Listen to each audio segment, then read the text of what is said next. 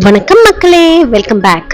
நீங்கள் எல்லாரும் நல்லா இருக்கீங்கன்னு நான் நம்புகிறேன். இன்றைக்கி நம்ம செய்ய போகிற ரெசிபிக்கு என்னென்ன இன்க்ரீடியன்ஸ் தேவைன்னு பார்த்துடலாம். 10 சின்ன வெங்காயம், 3 பச்சை மிளகா இடிச்சது, 1 தக்காளி பேஸ்ட், கொஞ்சம் கருவேப்பிலை, கொஞ்சம் புதினா, 2 ஸ்பூன் மிளகு, 1 ஸ்பூன் சீரகம் இடித்து வச்சது, 2 பட்டை, 2 ஏலக்காய், 2 கிராம்பு, 1 ஸ்பூன் கரம் மசாலா, 1 ஸ்பூன் இஞ்சி பேஸ்ட், 1 ஸ்பூன் பூண்டு பேஸ்ட், தவிர்த்து தேவைக்கேற்ப சால்ட் எடுத்துக்கோங்க, கொஞ்சம் மஞ்சத்தூள். நம்ம 1 pot ரெசிபி மாதிரி தான் செய்ய போகிறோம். அதுக்கு தேவையான எலும்புகள்லாம் நல்லா மஞ்சத்தூள் போட்டு கழுவி எடுத்து வச்சாச்சு. குக்கரில் தேவைக்கேற்ப குக்கிங் ஆயில் ஆட் பண்ணிக்கோங்க, என்ன ஆயில்னாலும் ஓகே. அதுக்கப்புறம் நம்ம 2 பட்டை, 2 ஏலக்காய், 2 கிராம்பு இதை எண்ணெயில் போட்டு நல்லா வதக்கணும்.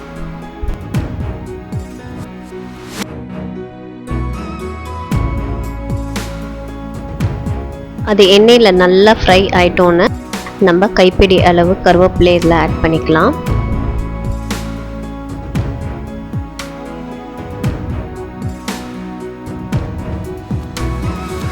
கருவேப்பிலை நல்லா ஃப்ரை ஆகிடுச்சு. இப்போது நம்ம இடித்து வச்சுருக்க சின்ன வெங்காயம் அண்ட் பச்சை மிளகா இது ரெண்டுத்தையும் ஆட் பண்ணிக்கலாம். சின்ன வெங்காயம் ரா ஸ்மெல் போகணும், அது வரைக்கும் நல்லா எண்ணெயில் வதக்குங்க.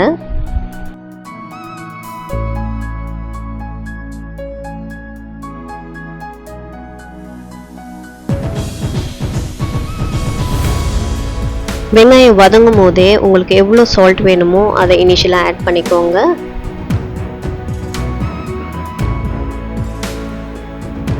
சால்ட் ஆட் பண்ணிட்டோன்னா எல்லாத்தையும் நல்லா கிளறி விட்டுருங்க. வெங்காயம் அடி பிடிக்கும், அதனால் கிளறி விட்டுக்கிட்டே இருங்க.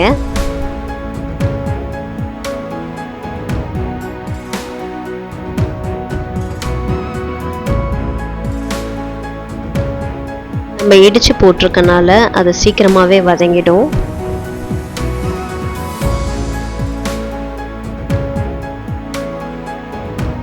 ஒரு ஸ்பூன் இஞ்சி பேஸ்ட், 1 ஸ்பூன் பூண்டு பேஸ்ட்டை ஆட் பண்ணிவிட்டு நல்லா கிளறி விட்டுக்கிட்டே இருக்கலாம். ஏன்னா இஞ்சி பூண்டு பேஸ்ட் ஆட் பண்ணிட்டோன்னையும் அடி பிடிக்கும், அதனால் கிளறி விட்டுக்கிட்டே இருக்கலாம். அதோட ரா ஸ்மெல் போகட்டும்.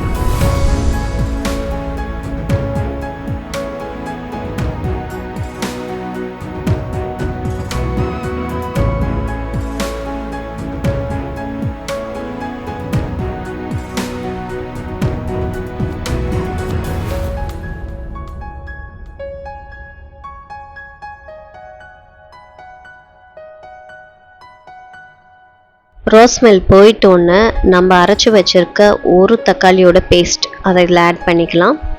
ஆட் பண்ணிவிட்டு தக்காளியோட பச்சை வாசனை போகிற வரைக்கும் நல்லா கிண்டி விட்டுக்கலாம்.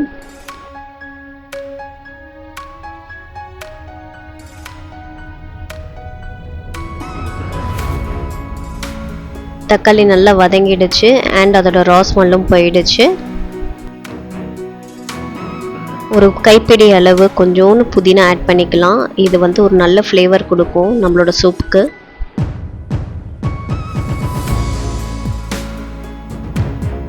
இப்போ 1 ஸ்பூன் கரம் மசாலா ஆட் பண்ணிக்கலாம். 1 ஸ்பூன் நம்ம மிளகும் சீரகமும் நுணுக்கி வச்சது அதை ஆட் பண்ணிக்கலாம். ஏன்னா நம்ம ஃபைனலாகவும் இதை ஆட் பண்ணுவோம், அதனால் இப்போதைக்கு 1 ஸ்பூன் போதும். எல்லாத்தையும் போட்டுட்டு நல்லா மசாலாவோட நல்லா கிளறி விடுங்க. அது நல்லா வந்து வேகட்டும்.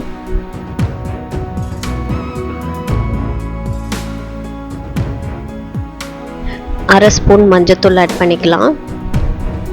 இப்போ நம்ம வாஷ் பண்ணி வச்சுருக்க அந்த எலும்பெல்லாம் இதில் ஆட் பண்ணிக்கலாம். உங்களுக்கு கடையில் இந்த மாதிரி எலும்பு வேணும் அப்படின்னு கேட்டிங்கனாலே கொடுப்பாங்க. சூப் எலும்பு அப்படின்னு சொல்லி கேளுங்க, அப்படி இல்லாட்டி நெஞ்செலும்பு வேணும்னு கேளுங்க. இது கோல்டுக்கு ரொம்பவே நல்லது. நீங்கள் குழந்தைகளுக்கும் அடிக்கடி செஞ்சு கொடுத்தா அவங்களுக்கு சளி தொல்லை நீங்கும். சூப் கன்சிஸ்டன்சிக்கு எவ்வளோ வேணுமோ அவ்வளோ வாட்டர் ஆட் பண்ணிக்கிறேன். ஆட் பண்ணிட்டோன்னா நான் லிட்டை க்ளோஸ் பண்ணிடுறேன். க்ளோஸ் பண்ணிவிட்டு நான் 7 விசில்ஸ் விட்டுருக்கேன். 7 விசில்ஸ் முடிஞ்சோடனே லிட்டை ஓப்பன் பண்ணுறேன். 5 விசில்ஸ் வரும்போதே நல்ல ஸ்மெல்லு, சூப் ஸ்மெல்லு. 7 விசில்ஸ் ஆகிட்டு அப்புறம் பாருங்கள் எவ்வளோ நல்லா வெந்திருக்கு கறியும் எலும்பும் அப்படின்ட்டு. நல்ல கலர், நல்ல ஃப்ளேவர். இதோட இந்த ரெசிபி முடிஞ்சிடல. நல்லா ஒரு வாட்டி கிளறி விட்டுக்கோங்க கீழே அடியிலேருந்து மேலே, ஏன்னா மசாலாலாம் எல்லாமே நல்லா மிங்கிள் ஆகட்டும்.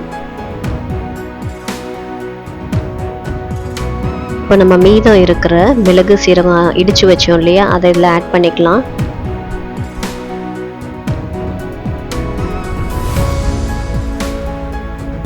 ஃபைனலாக நீங்கள் கொத்தமல்லி போட்டு கார்னிஷ் பண்ணிக்கலாம். என்கிட்ட கொத்தமல்லி இல்லை, அதனால நான் கொஞ்சம் புதினா போட்டு கார்னிஷ் பண்ணிக்கிறேன்.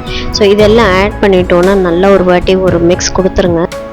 ஸோ தட் அந்த மிளகு நல்லா அந்த சூப்போடு போய் நல்லா சேர்ந்துட்டு அப்படியே ஒரு 1/2 அன் ஹவர் விட்டுருங்க.